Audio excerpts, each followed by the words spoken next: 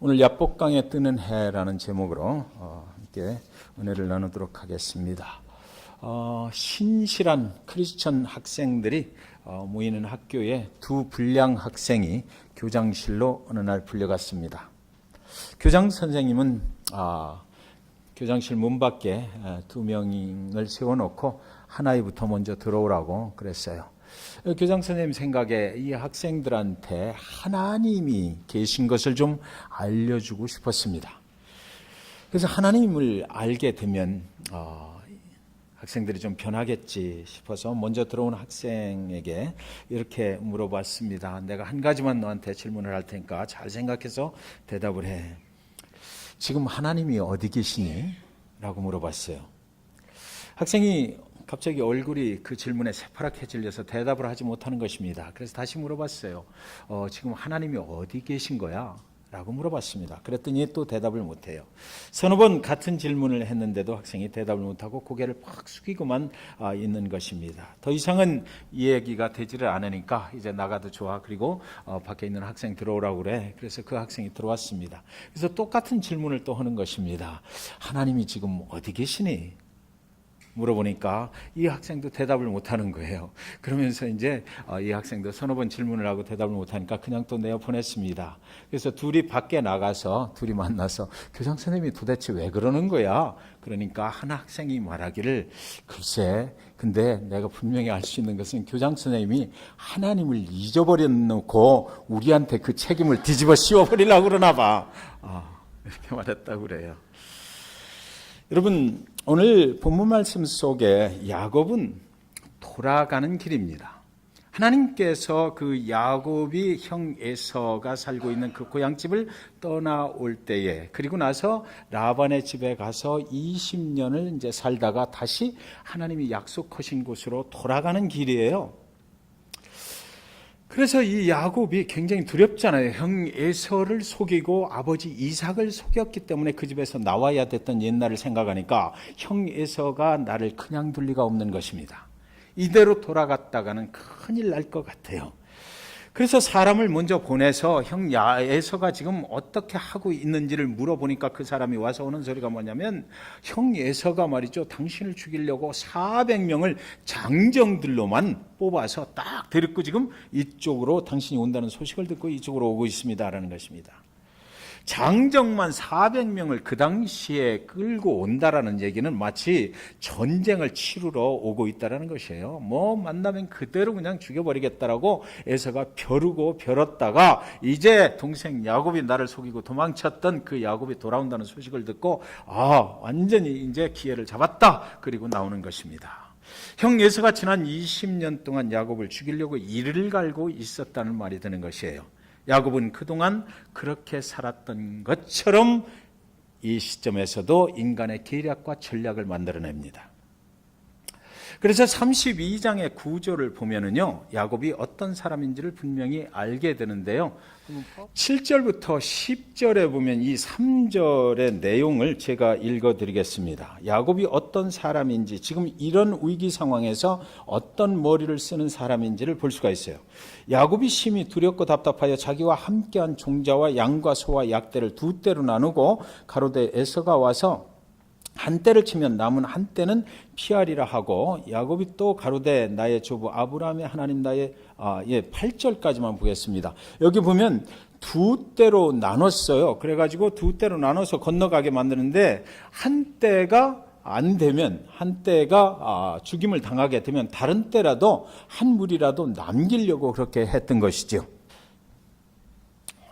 두 떼로 나누어서 인간이 생각할 수 있는 계략을 만들어낸 것입니다. 한 그룹이라도 살려야 되겠다. 그런 거죠. 그리고 나서 10절에서 11절에 보면 나는 주께서 주의 종에게 베푸신 모든 은총과 모든 진리를 조금이라도 감당할 수 없사오나 내가 내 지팡이만 가지고 이 요단을 건넜더니 지금은 두 때나 이루었나이다. 내가 주께 간구하오니 내 형의 손에서 에서의 손에서 나를 건져내시옵소서. 내가 그를 두려워하오면 그가 와서 나와 내 처자들을 칠까 겁냄이니이다.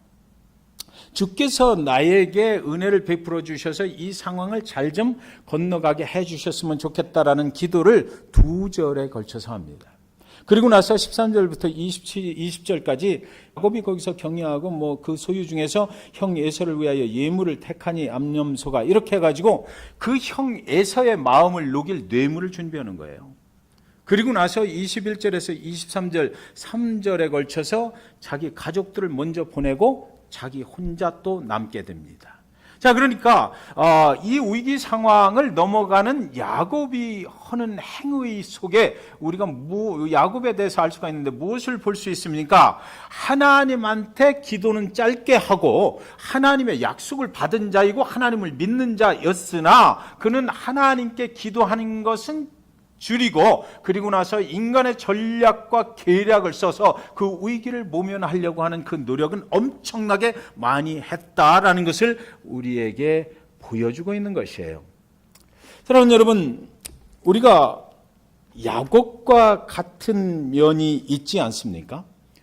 우리도 하나님을 믿고 살아요. 하나님의 약속을 받은 주의 백성으로 우리가 살아가면서 어떤 상황이 딱 닥치면 그 상황을 극복해내는 방법을 내가 만든 모든 계략과 전략과 이렇게 하면 되겠지 이렇게 하면 되겠지 다 해놓고 그리고 나서 하나님 앞에 잠깐 기도하면서 내가 만든 이 계략과 전략이 성공적으로 수행될 수 있도록 하나님 도와주십시오라고 기도하지 않느냐고. 예. 여러분들 중에 고개 끄덕끄덕 하시는 분들은 아마 그런 삶의 모습을 살아가고 계신 것 같아요. 그래서 성경이 지금 내 모습을 여기서 만나지 않느냐, 야곱이나 너나 별 다를 게 없다라고 말씀하시는 것이죠. 예.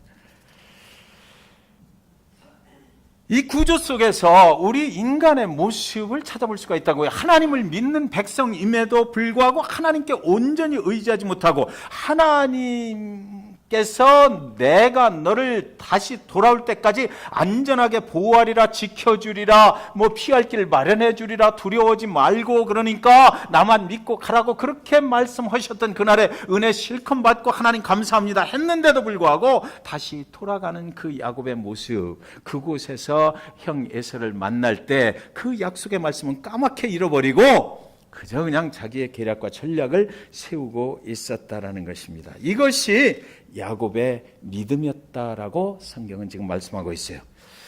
그런데 성경은 이때 아주 소중한 만남을 통해서 야곱의 인생을 완전하게 바꿔버리는 것입니다. 24절에 보면 야곱은 홀로 남았더니 어떤 사람이 날이 새도록 야곱과 씨름하다가 이래요. 야곱이 하나님을 믿지만 세상의 삶은 내 계획대로 살아가길 원했어요. 하나님을 믿지만 내가 먼저 모든 것을 해놓고 세상적인 생각으로 해놓고 그리고 나서 하나님이 나를 도와주시길 원했어요. 이때 하나님께서 거기에 나타나시는 거죠. 그 무슨 얘기냐면 야곱의 생각은 뭐냐면 하나님을 믿어요. 저와 여러분처럼 믿어요. 하나님께서 나와 함께 하심도 믿고 하나님께서 나를 보호하실 것도 믿고 하나님께서 나의 피난처가 되시고 나의 반석 되심도 믿어요. 그런데 어떤 상황이 닥쳤을 때 야곱의 생각 속에 무슨 생각이 들어와요? 만약에 하나님께서 약속을 지키시지 않는다면 내가 뭔가를 해야 되잖아요. 만약에 그 약속하신 하나님이 그 약속을 지켜주시지 않는다면 내가 어떻게 될 것인가? 그래서 모든 것을 다 준비하는 거예요. 내 계략대로 준비하고 그러면 이 계략이 하나님이 나를 외면하신다, 하나님이 나타나시지 않는다, 하나님이 나를 도와주시지 않는다 그래도 나는 안전하게 통과할 수 있을 것이다 라는 생각을 했을 것 같아요. 그때에 야곱이 그런 생각을 가지고 홀로 남아있을 때 하나님께서 그에게 나타나신다는 것입니다. 홀로 남았는데 그곳에 찾아온 또 한 사람, 내가 홀로 남아있는데 그런 상황 속에서 홀로 남아있을 때 또 한 사람이 있었는데 그 사람이 바로 하나님이신 거예요. 인생의 두려움에 쌓여 있을 때 그 두려움에 떨면서 세상의 생각과 육신의 생각들로 모든 것을 준비하고 철저하게 이렇게 하고 있을 때 그곳에 찾아오는 사람이 있었다라는 거죠. 저와 여러분이 인생 살면서 어떤 두려움을 만날 때 있어요. 어떤 장애물을 만날 때 있어요. 하나님이 도와주신다고 했지만 내 마음속에 하나님이 나를 외면하신다거나 하나님이 만약에 약속을 지켜주시지 않는다거나 그러면 이때를 위해서 내가 모든 것을 철저하게 준비해 놓고 있을 때 거기 하나님이 오신다라는 것이에요. 하나님이 왜 오실까? 그때 도대체 하나님은 왜 오실까? 야곱 홀로 남았을 때 하나님께서 그를 찾아가셨어요. 야곱이 하나님의 도우심을 구하지만 온전하게 하나님께 모든 것 100% 의지할 믿음이 없을 때 하나님이 그를 찾아가셨다라는 얘기입니다. 야곱과 1대1로 그곳에서 하나님의 사자라고 이제 성경에 나오는데 하나님이 씨름을 하는 거예요. 밤새 씨름을 하는 거죠. 여러분, 씨름은 해보신 분들은 아시겠지만 순발력을 요구하는 경기입니다. 상대방과 붙잡고 허리춤을 붙잡고 그래서 상대방을 어떻게 순간적으로 그 허점을 잡아서 쓰러뜨려 버리는 것이 그 씨름이거든요. 그런데 이 야곱과 그날 하나님이 그곳에서 얼마만큼 싸웠다고요? 씨름을 했다고요? 밤을 샜다는 얘기예요. 아무리 이만기가 씨름을 잘해도, 강호동이 씨름을 잘해도 밤을 새서 씨름을 했다? 이거는 말이 안 되는 소리입니다. 그러니까 야곱이 하나님의 사자를 붙잡고 어떻게든지 해서 이겨버리려고 했던 거예요. 거기 나타난 사람을 끝까지 이겨보려고 밤을 새서 그 허점을 막 공격을 하고 이렇게 했다는 거죠. 그런데 밤을 새워서 했는데도 이 힘든 씨름 가운데서 승부가 나질 않는 것입니다. 끝까지 승부가 나질 않아요. 그 이야기가 무슨 것을 의미하냐 그러면 믿음이 적당히 있는 사람이 밤을 새워서 하나님과 씨름을 할 때에 하나님께서는 절대로 지는 사람이 아니잖아요. 하나님의 능력은 인간의 능력을 초월하시는 분이에요. 하나님은 또 거기에 목적을 가지고 찾아오셨거든요. 그러니까 야곱이 하나님이신 것을 발견하고 쓰러지고 포기해 주기를 원했는데 하나님이 볼 때 그게 안 되는 겁니다. 그러니까 밤을 새서 놓아주질 않는 거예요. 하나님도. 야곱도 이 사람을 기어코 내가 여지껏 내 인생 살면서 한 번도 져본 적이 없어요. 사람을 속여서 내가 승리를 했지. 라반 외삼촌의 집에서도 승리를 계속 거두었거든요. 아주 부자가 돼가지고 돌아오는 거 아니에요? 그 속이고 속이는 싸움에서 항상 승자의 위치에 있었던 그 야곱이 오늘 밤에도 나는 지기가 싫다라는 것입니다. 그래서 밤새 그 씨름을 하는 거예요. 그런데 그때 그 순간에 하나님의 사자가 허다허다 안 되니까 결국에는 이 사람이 일어서지 못하게 하는 이 허벅지 관절뼈를 부러뜨려 버려요. 그러니까 그 순간에 야곱이 하고 허기뚱하면서 팍 하고 나가 떨어지는 것입니다. 그때 여러분 야곱의 허벅지 관절이 부러지는 순간 야곱은 순간적으로 생각했을 거예요. 세상에 나를 이기는 사람도 있구나. 세상에 나를 이기는 사람도 있네. 이제는 내가 이 사람과 씨름해서 더 이상 이길 기력이 없어졌다. 나는 이제 틀렸다라는 생각을 하는 순간에 야곱은 누구를 생각해? 하나님이구나라는 것을 생각하는 것이죠. 나와 밤새 지금 겨루고 있는 이 사람은 인간이 아니고 하나님이구나. 그 하나님이 나를 찾아오셔서 나를 밤새 붙잡고 계셨구나 생각을 했던 거예요. 하나님의 사자가 날이 밝으니까 나를 제발 좀 이제 가게 해주라. 그만 놓아주라. 가야 되겠다라고 말할 때 절뚝절뚝거리면서 하나님의 사자의 허리띠를 놓지 않고 야곱이 하는 말이 뭡니까? 26절에 그가 이르되 날이 세려하니까 나로 가게 하라. 야곱이 이르되 당신이 내게 축복하지 아니하면 가게 하지 아니하겠나이다. 이 축복은 누가 주는 축복? 하나님이 주시는 축복. 지금 이 허벅지 관절이 팍 하고 부러지는 순간에 나를 찾아오신 하나님이 여기 계셨네. 내가 밤새 붙잡고 있던 것은 인간이 아니고 하나님이시구나를 느끼는 순간, 그러면 야곱은 끈질기게 그 하나님의 축복을 요구합니다. 내가 이제 허벅지 관절이 부러졌으니까 절뚝거리는 모습으로 아무리 많은 가축대가 있고 아무리 부자가 됐으면 뭐 할 거예요? 형 에서를 가서 이길 힘이 없는데. 그렇잖아요. 형 에서가 저기 400명의 장정들을 데리고 나를 쫓아오고 있는데 내가 절뚝거리면서 가서 그 형을 어떻게 이기겠느냐고요. 그 모든 재산도 그동안에 가지고 있던 모든 것들 다 필요 없어졌구나는 생각을 한 거예요. 하나님이 그를 그렇게 만들어버렸거든요. 육신과 세상적인 것과 이 모든 것들을 꺾어버리고 부러뜨려버린 거예요. 그 순간에 야곱이 의지할 수 있는 것은 누구다? 하나님 한 분밖에 없다는 거예요. 나를 이기신 하나님, 내가 밤을 새서 나를 허리를 부러뜨렸던 그 하나님을 나는 의지해야 되겠다. 그분이 하시면 될 것이다라는 거죠. 그래서 하나님이 축복하시지 아니하면 내가 이 허리띠를 놓을 수가 없습니다라고 그랬던 거예요. 그랬더니 이제 이 하나님의 사자가 그에게 물어봐요. 내 이름이 무엇이냐 물어보죠. 내 이름이 무엇이냐. 그러니까 내 이름인 야곱입니다. 그래요. 나는 그동안 이 허벅지 관절이 부러지기 전까지는 이 허벅지 관절이 튼튼해서 내 힘으로 일어섰고 내 힘으로 혼자 잘 살아왔고 내 힘으로 다른 사람들 다 속여가면서도 얼마든지 세상 참 잘 살아왔어요. 그 이름이 야곱입니다. 나는 야곱이에요. 그런데 이 하나님의 사자가 그날 저녁에 뭐라고 그래요? 이제는 너는 야곱이 아니고 이스라엘이라. 이스라엘, 하나님의 사자와 싸워서 승리했다라는 의미거든요. 하나님의 사자를 싸워서 이겼다라는 얘기예요. 그런데 여러분,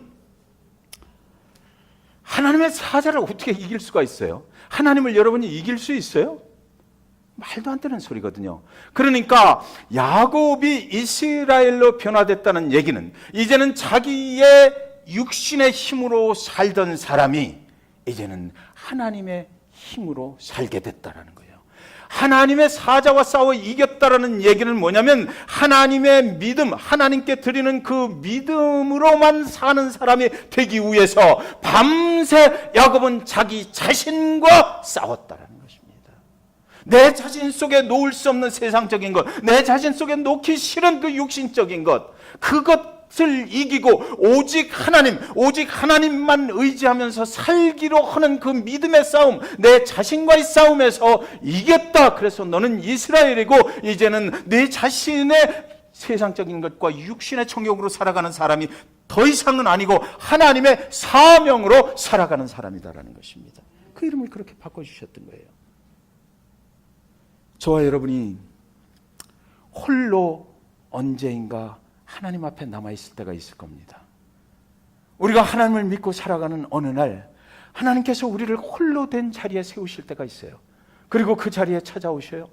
그래가지고 하나님과 나 사이의 개인적인 관계 속에서 하나님이 우리의 인생의 잘못된 모든 것들을 지적해 주시고 부러뜨려 버리고 그래서 오직 하나님만 믿고 살아가는 축복의 사람으로 만들어 주시는 기회가 여기 있다라고 야곱의 모습을 통해서 우리에게 보여주시길 원하시는 거예요. 그것이 없이는 하나님의 축복을 받으면서 살아갈 수가 없어요. 그 순간이 없이는 하나님의 능력으로 살아가는 방법을 터득할 수가 없어. 왜? 스틸 내 안에 내 자존심이 살아있고 내 열등감이 나를 자꾸만 나쁜 길로 인도하려고 그러고 시험과 유혹이 오면 세상의 것으로 해결해 버리려고 하는 것이 있기 때문에 그런 중에 하나님께서 우리를 홀로 있게 만드셔서 그 순간에 찾아오셔서 그 세상적인 생각을 다 꺾어버리고 내가 이제 하나님만 의지하고 살아야 되겠구나 라는 그 생각으로 바꿔주시는 그 믿음의 단계가 있다는 것입니다.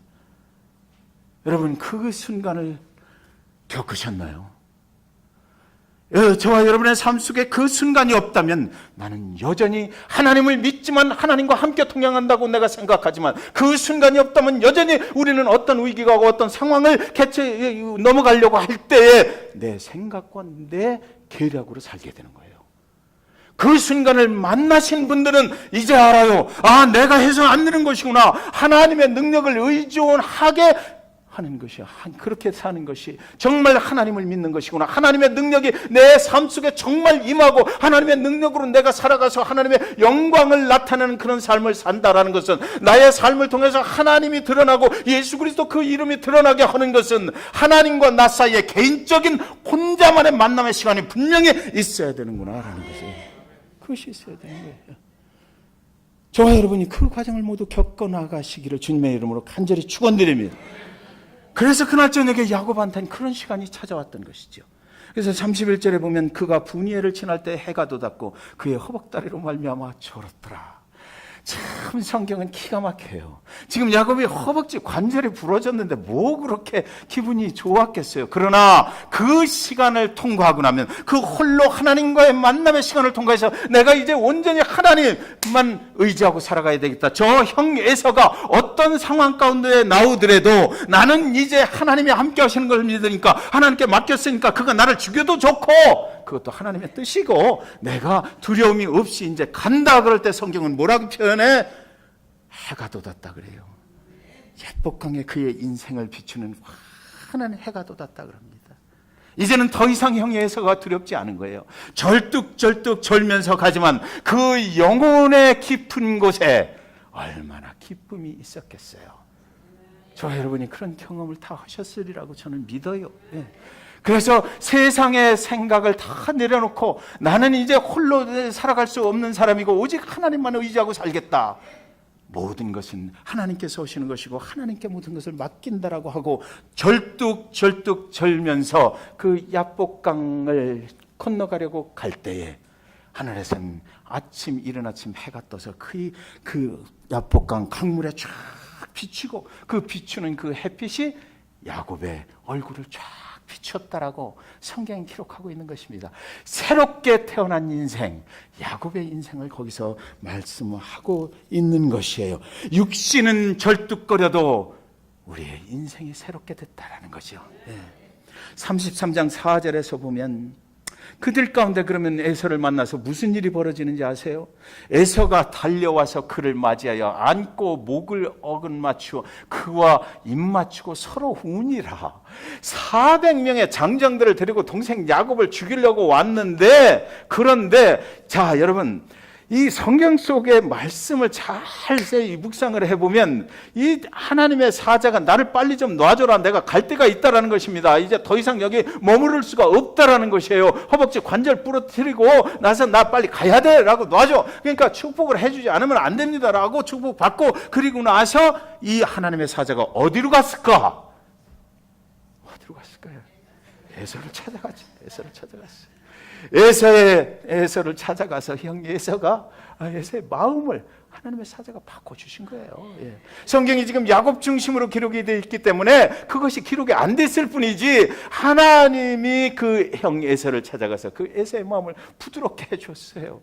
야, 그래도 내 동생이잖아. 그 동생이 지금 부자가 돼갖고 너한테 정말 어쩌면 좋아라는 마음을 가지고 이 형을 찾아오는데 네가 그러면 되겠어? 이제 잘 맞이해서 앞으로 서로 축복된 인생을 살아야지라고 그 마음을 누구려뜨리고 그래서 에서가 먼저 달려와서 그를 맞이하여 안고 목을 맞추어 그와 입 맞추고 서로 우니라. 이때 이 울음이 장관이었을 것 같아요. 저는 장관이었을 것 같아요.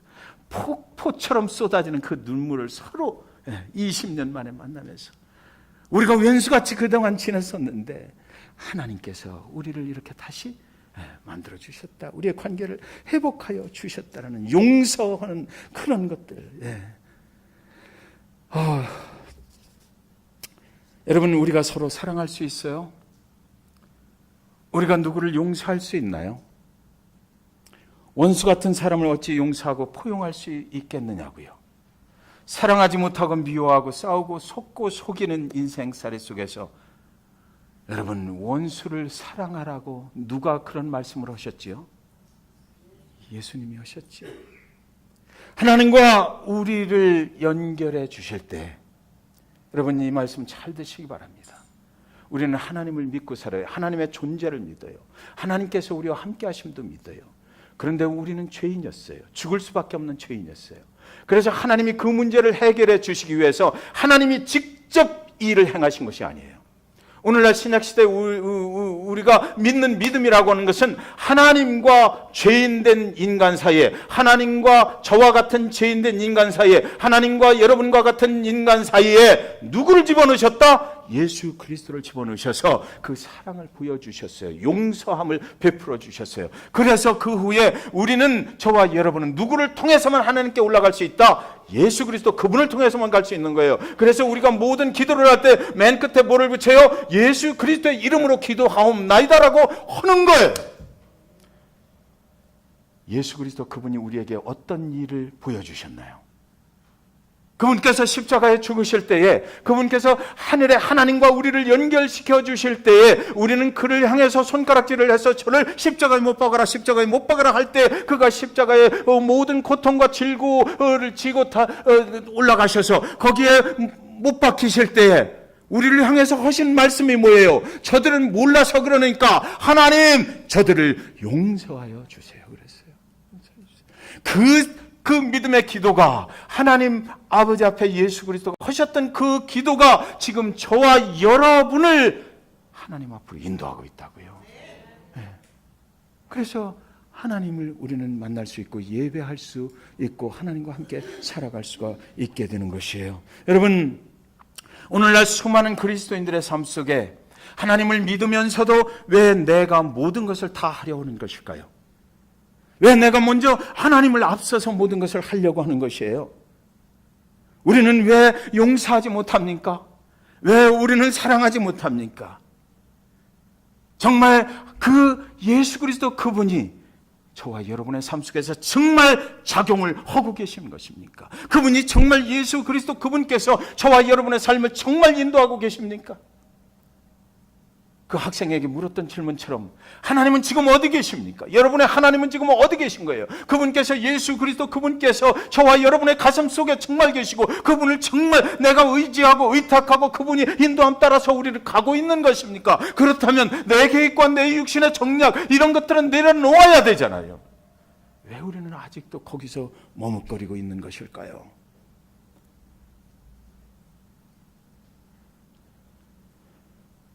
예수의 보혈 능력이 있도다. 그 피가 나를 자유케 하리. 그 피가 나를 보호하리. 어느 신학교 교수님이 레포트를 내줬어요. 십자가에 관한 그런 설교문을 내주고 그걸 읽고 한 학기 동안 독후감을 3개를 써오라고. 설교문 8개를 주고 그래서 그걸 읽고 학생들이 이제 독후감을 써내는 것입니다. 그런데 유독 한 학생의 답안지가 참 눈에 띄었다라고 그래요. 그 학생이 그렇게 쓴 거예요. 교수님이 도대체 뭔데 한국 교회를 이렇게 비판을 하는 것입니까? 교수님이 한국 교회에 대해서 잘 압니까? 예수 그리스도에 대해서 당신이 알면 얼마나 안다고? 이렇게 당신의 설교문에서 한국 교회와 그리스도의 십자가에 대해서 이렇게 신랄하게 이렇게 하시는 것입니까? 신학생 정도가 되면 이 정도는 기본으로 알고 가는 건데 교수님 나 이 학기에 F 맞아도 괜찮습니다. 교수님 그 잘못되신 것 같아요 라고 하는 거예요. 그 독서를 막 뿜어내는 것입니다. 2번째 그 또 숙제에도 또 똑같은 그런 대답을 한 거예요. 그리고 나서 얼마 후에 마지막 리포트가 들어왔는데 그 마지막 리포트에 그 학생이 이렇게 독후감을 써왔다고 그래요. 교수님, 도대체 내가 왜 이럴까요? 앞서 2번의 과제물을 자신 있게 써내려갔던 내가 지금은 무릎을 꿇고 있습니다. 교수님, 저는 누구입니까? 혼란이 일어납니다. 제가 알고 있던 기독교는 이런 것이 아니었습니다. 저는 지난번처럼 비판을 하기 위해서 과제물을 읽어 내려갔습니다. 그러나 지금 저는 피가 떨어지는 십자가 아래에 서 있습니다. 살아오면서 제 자신이 이렇게 초라하게 느껴진 적이 처음입니다. 견딜 수 없는 제 신앙의 경박함 앞에서 저는 지금 울고 있습니다. 주님, 저는 정말 구원 받았나요? 여러분, 그리스도를 믿으십니까? 그렇다면 왜 아직도 우리는 용서하지 못하는 것일까요? 여러분, 그리스도를 정말 믿으십니까? 그렇다면 왜 우리는 아직도 서로 사랑하지 못하는 것일까요? 왜 아직도 우리는 세상의 정욕과 육신의 정욕을 따라서 먼저 살아가는 것일까요?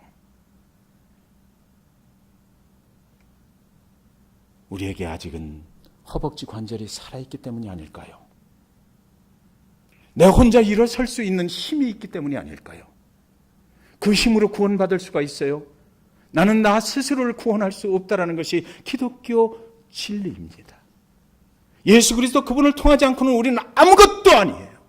예수 그리스도 그분이 우리를 위해서 저 십자가에서 저와 여러분의 그 죄를 지고 그 죄악된 모습을 지고 죽어주시지 않았다면, 그것을 믿지 않는다면 우리는 아무것도 아니에요. 아무리 많은 것을 가졌다 하더라도, 아무리 세상적인 명예를 많이 가졌다 하더라도, 아무리 지혜와 능력이 많다 하더라도 우리는 아무것도 아니란 말이죠. 그럼에도 불구하고 왜 우리는 아직도 사랑하지 못하고 용서하지 못하고 세상의 생각과 정욕으로 내 삶을 살아가려 하는 것일까요?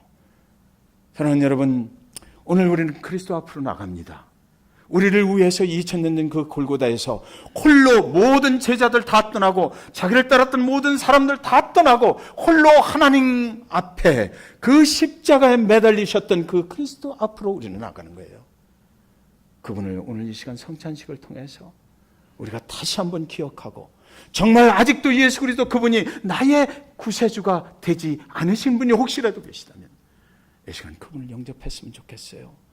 그분 앞에 나의 모든 것을 내려놓으실 수 있는 그런 귀한 성찬식 되시기를 주님의 이름으로 간절히 축원드립니다.